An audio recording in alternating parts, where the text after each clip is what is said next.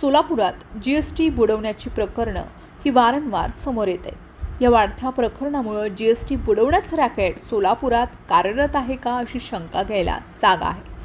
सोलापूर येथील वकील साजिद शेख यानं बिनमालाच्या पावत्या देऊन जीएसटीच्या सुमारे 100 कोटी रुपयांचा घोळ केल्यानं केंद्रीय जीएसटी पथकाच्या प्राथमिक तपासामध्ये हे उघडकीस आले। साजिदच्या 30 कंपन्यांपैकी 12 कंपन्यांचा तपास हा पूर्ण झाला असून त्यापैकी 8 कंपन्यांची कार्यालये जागेवरती नसल्याचं दिसून आले।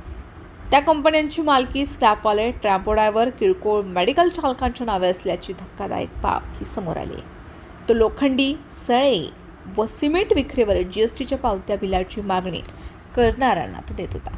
3 वर्षात 400 कोटींपेक्षा अधिक व्यवहार होणाऱ्या सोलापूर शहरामधील 30 कंपन्या ह्या केंद्रीय जीएसटी पथकाच्या नजरेत आहेत। अधिकाऱ्यांनी सोलापुरामध्ये येऊन त्या संदर्भामध्ये प्राथमिक माहिती घेतली। त्यांनी त्या कंपन्यांचे पत्ते घेऊन त्या ठिकाणी भेटी दिल्या।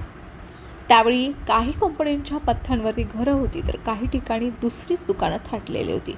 अनेकांची स्क्रॅपिंगची किरकोळ दुकानं होती। त्यांचा वार्षिक व्यवसाय काही लाखात असेल आणि त्यांचा वार्षिक व्यवसाय हा कोट्यावधी दाखवण्यात आला होता। 12 कंपन्यांच्या मालकांना साजिद काही प्रमाणामध्ये दरमहा टक्केवारीच्या स्वरूपात पैसे देत होता आणि त्यांच्या नावे कंपन्या चालवायचा अशी बाब समोर आली। या पार्श्वभूमीवर 14 दिवसांच्या न्यायालयीन कोठडीमध्ये साजिदकडे न्यायालयाच्या परवानगीने केंद्रीय जीएसटी पथकातील अधिकारी सखोल चौकशी करणार आहेत। त्यानंतर उर्वरित 18 कंपन्यांच्या मालकांची चौकशी सुरू होईल।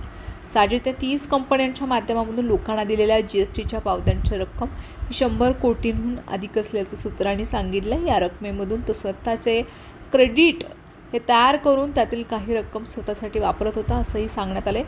साजिद शेख याने 30 कंपन्या सुरू करून त्याद्वारे त्याने पावत्या दिले। त्या सर्वांची चौकशी केली जाणार आहे।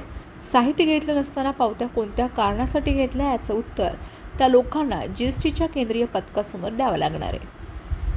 मागील 3 वर्षात साजिद शेख याच्याकडून पावत्या घेणाऱ्यांची संख्याही शेकडोच्या घरात आहे। त्याची माहिती केंद्रीय जीएसटी पथकानं संकलित केल्यानं विश्वसनीय सूत्रांनी सांगितले। जीएसटी प्रक्रियेतील त्रुटींचा फायदा घेऊन असे प्रकार होत आहेत का, त्यात आणखीन कोणी सामील आहे काचा शोध यंत्रणेने घेण्याची गरज आहे। काही महिन्यांपूर्वी सोलापूरमध्ये 10 कोटी 85 लाख रुपयांचे जीएसटी बुडवल्याप्रकरणी लक्ष्मीकांत लड्डा आणि श्रीकांत लड्डा या 2 व्यापारी बंधूंना अटक झाली होती। त्यामुळे जीएसटी बुडवण्याची यंत्रणा सोलापूरमध्ये कार्यरत आहे का याचा शोध घेणं ही यंत्रणेची गरज आहे।